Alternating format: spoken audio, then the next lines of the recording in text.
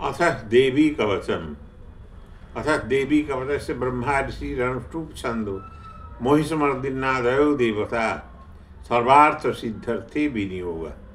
অর্থাৎ আমরা এখানে দেখছি যে দেবী কবচ যেটা আমাদের আছে শ্রী শ্রী চণ্ডীতে, মার্কণ্ড পুরাণের অন্তর্গত শ্রী শ্রী চণ্ডী নামক কতিপয় অধ্যায়ের, সেই দেবী চণ্ডীর এই যে কবচ, দেবী কবচ, এই কবচটি ধারণ করলেই তো সব কিছু ফল লাভ হয়ে যায়। আমাদের বিভিন্ন কবচ ধারণ করার কোনো প্রয়োজনই নেই। এই একটি কবচ যদি আমরা সম্যক রূপে বানাতে পারি, তবে আমাদের সমস্ত কামনা সিদ্ধি হতে পারে। আমরা সাংসারিক জীব, আমাদের বিভিন্ন কামনা, শোক, দুঃখ প্রভৃতি থাকে, সেগুলো থেকে আমরা মুক্তি পাবার জন্যে চেষ্টা করি। সুতরাং আমি দেখতে পাচ্ছি এই দেবী কবচটি আমাদের ক্ষেত্রে খুব উপকারী। এই দেবী কবচ একটি ধারণ করলেই সমস্ত গ্রহ বলুন, সমস্ত রোগ ব্যাধি, সমস্ত বাধা বিঘ্ন সব শান্ত হয়ে যায়।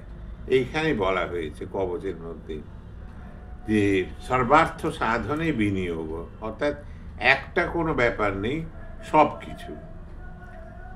আবার এই দেবী কবচ আমাদের নির্মাণ করতে গেলে খুব শুদ্ধ আচারে করতে হবে, এবং এর পাঠ আছে অনেকগুলো।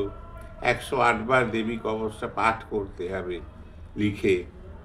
সেটাও আপনাকে আরম্ভ করতে হবে শুক্লপক্ষের অষ্টমী বা নবমী তিথিতে আরম্ভ করলাম, তারপর সেটা যে কদিন চললো, তারপর কৃষ্ণপক্ষের অষ্টমী বা নবমী তিথিতে আমাদের হোম করতে হবে।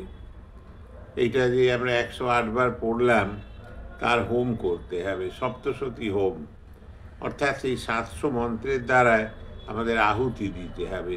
কি কি আহুতি দিতে হবে?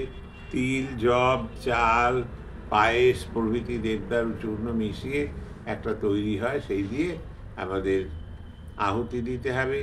কবচের উপর প্রত্যাহুতি দিতে হবে, দিয়ে সেই কবচ প্রাণ প্রতিষ্ঠা করে সম্যক রূপে আমরা যদি নবরত্ন সহযোগে ধারণ করি, সেটি অব্যর্থ ফলপ্রদ। তার ভেতরেও বলা হচ্ছে যে এইখানে মহাদেবী বলছেন বিশ্বসারতন্ত্রে, বলছেন যে, আমি সংস্কৃত শ্লোকটা বললাম না, এখানে বলছেন যে যদি ভৌমবতী অমাবস্যা, অর্থাৎ মঙ্গলবার যুক্ত অমাবস্যা হয় পাওয়া যায়, কিন্তু সেই সময় যদি চন্দ্র শতভিসা নক্ষত্রে অবস্থান করেন রাত্রিবেলায়, তখন এই কবচটি আমরা যদি পাঠ করে লিখে, কি দিয়ে লিখতে হবে? আলতা, কুমকুম, কর্পূর, মধুরত্রয়ের, মধুরত্রয় কাকে বলছে? ঘি, মধু, চিনি একসঙ্গে, কাবাব ওই কাবাব চিনির মতো থাকে, কাটা কাটা সে ভাঙা চিনি কাশির, সেইগুলো দিয়ে মিশিয়ে আমরা তৈরি করে নেব মিশ্রণটা, এবং সেইটা দিয়ে যদি সেই সময় লেখা যায়, লিখে সেটাকে জপ টপ করে ধারণ করা যায়, তাহলে এর মতো আর মোক্ষম কবচ হতেই পারে না। যদি ভাগ্য বসাত রবে, বলছে যে ভৌম বাসরা অমায়াং নিশামগ্রে চন্দ্র শত ভিসাঙ্গতে, যদি ভাগ্য বসাত রবে, ভাগ্য বসে যদি এটা লাভ করা যায়, হে পার্বতী, তোমার এই কবচ সেই সময় যদি কেউ লিখে ধারণ করে, পৃথিবীকেও সে জয় করতে পারবে। সুতরাং এই তিথিটা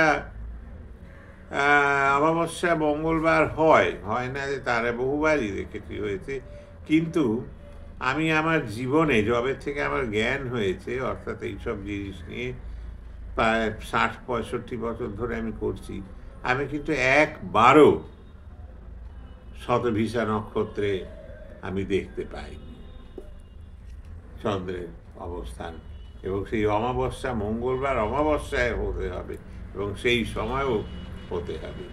তো এই যে জ্যোতিষিক গণনাটা এর মধ্যে রয়েছে, এটার একটা মাহাত্ম্য তো আছেই। যদি কেউ ভাগ্য বসে যদি পাওয়া যায়, তাকে তাকে থাকতে হবে, সবসময় পঞ্জিকা খুলে খুলে দেখতে হবে এবং সেটাকে গণনা করতে হবে মনে মনে।